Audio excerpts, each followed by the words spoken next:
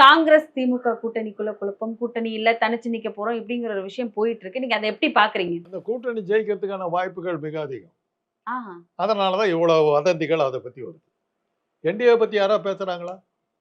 அது எங்க உருப்படாத கூட்டணி. எப்படி சார் அப்படி? அது உருப்படுற கூட்டணியா இருந்தா அதை பத்தி 1000 கதை சொல்லியிருப்பீங்க. ஆ. பழனிசாமியும் பன்னீர்செல்வமும் அடித்துக் கொண்டார்கள், ஏதாவது பண்ணிருப்போம். சொன்னாக்க சிரிப்பீங்க. 2 அட்ரஸ் இல்லாத ஆசாமிக்கு அடிச்சுக்கிறாங்க, அவ்வளவுதான். காய்த்த மரத்துல தான் கல்லடி போடும். இவங்க ஆட்சிக்கு வந்துருவாங்க, கருத்து கணிப்பெல்லாம் இவங்களுக்கு ஃபேவரபிளா இருக்குது. அதாவது தேர்தல் நேர்மையாக நடந்தாலும் திமுக வர்றதை தடுக்க முடியாதுங்கிறத கருத்து கணிப்புகள். நீங்களே பார்த்துருக்கீங்க. எல்லா பெரிய பெரிய இவங்கெல்லாம் அப்படி இருக்கும்போது அதை பத்தியான வதந்திகள் தான் எடுபடுமே ஒழிய, கண்டிப்பா தோத்து போவார்னு உறுதியா இருக்கக்கூடிய பழனிசாமி பத்தி சொன்னா யார் கேட்பா? அதனாலதான் இதை பத்தி பேசுறாங்க. காங்கிரஸை பொறுத்தவரை அவங்க ஒரு இதுக்கு முன்னாடி கலைஞர் இருக்கும்போதே அவங்க அந்த வேலையை பண்ணாங்க. ஒரு தடவை இல்ல, 2 தடவை, நிறைய தடவை பண்ணியிருக்காங்க. உள்ள இருந்து போயிருக்காங்க. ஆமா.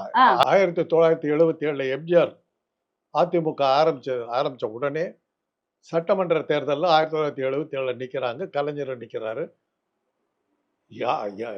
76ல வந்து எந்த திமுக வந்து இதுல எமர்ஜென்சில வந்து உள்ள தள்ளி சித்திரவதை எல்லாம் பண்ணாங்களோ அதே இந்திரா காங்கிரஸோட கலைஞர் கூட்டணி வைக்கிறார். சரி.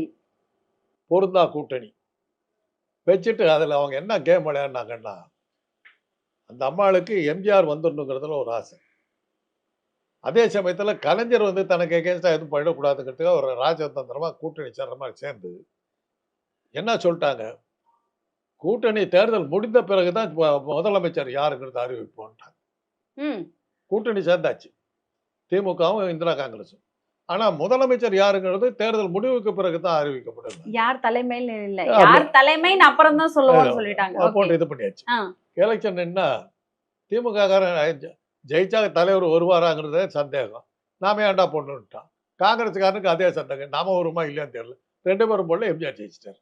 ஆக இந்திரா காந்தி பக்காவா பிளான் பண்ணி எம்ஜிஆர் ஜெயிக்கிறதுக்கு வழி பண்ணாங்க. அன்னைக்கு அது நடந்தது.